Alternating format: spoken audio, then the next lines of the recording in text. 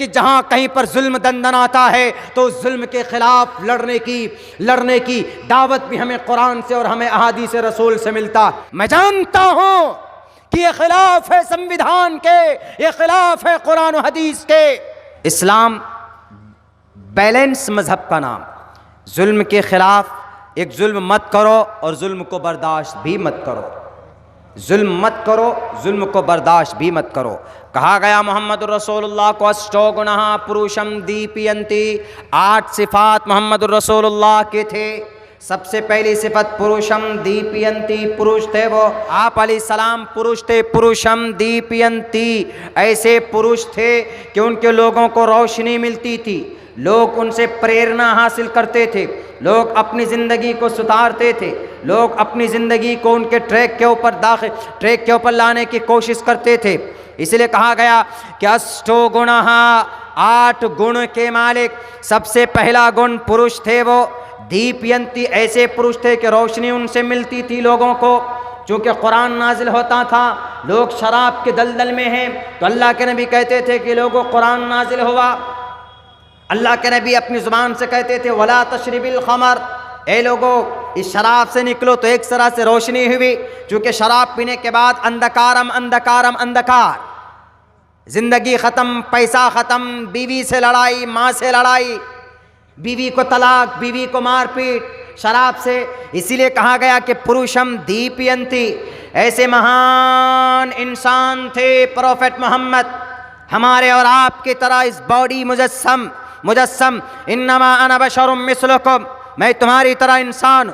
साफ लफ्ज़ों में कुरान में कहा गया बशरुम मिस्लुकुम पुरुषम दीपयन्ति, ऐसे पुरुष थे कि रोशनी उनसे निकलती थी। दीपयन्ति परज्ञा चकोलम च दम शुरूतंच, बढ़ चढ़ कर हिस्सा लेते थे। दम शुरूतन पराक्रमस, पराक्रमी थे, मेहनती थे, बहादुर थे। सिर्फ मस्जिद नबवी के मिंबर पर कुरान को पढ़कर नहीं सुनाते थे, जब ज़रूरत पड़ जाती थी तो हाथ में तलवार लेकर नेज़े और भाले के साथ बद्र के मैदान में भी जाते थे। जब ज़रूरत पड़ जाती थी तो अबू जहल उनके चेलों के खिलाफ उहद के मैदान में भी खड़े होते थे। पराक्रमस्य बहुभाषिता च दानम यथाशक्ति, दानी थे, दानी, सबसे बड़े पढ़े लिखे। जाहिरन देखा गया कि आप उम्मी है, सबसे ज्यादा पढ़े लिखे। यथाशक्ति दानम, सबसे ज्यादा जानकार और सबसे ज्यादा शक्तिशाली। आप किसी पर हाथ नहीं उठाते थे, आप किसी पर जुल्म नहीं करते थे।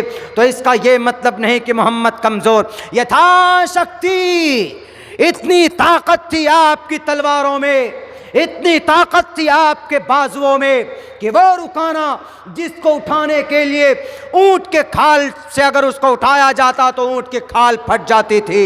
लेकिन ये मोहम्मद रसूलुल्लाह से जब लड़ाई होती है तो एक हाथ में उठक कर पटक देते हैं अंडरटेकर को।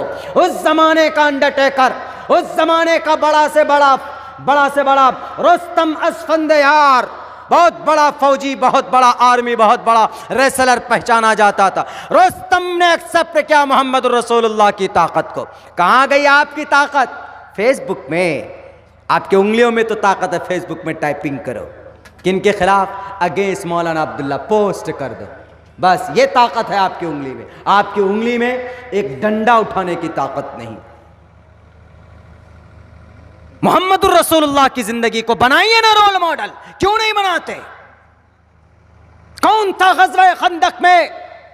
वो 30 फीट चौड़े उस गज़वे को 1 महीने में कौन तैयार किया था? बताएं आप। कौन सा आपने तीर मार दिया? जरा पेट में पत्थर बांधे, सहाबा भूखे, आप भूखे। जंगे उहद के मैदान में क्या आप जख्मी नहीं हुए?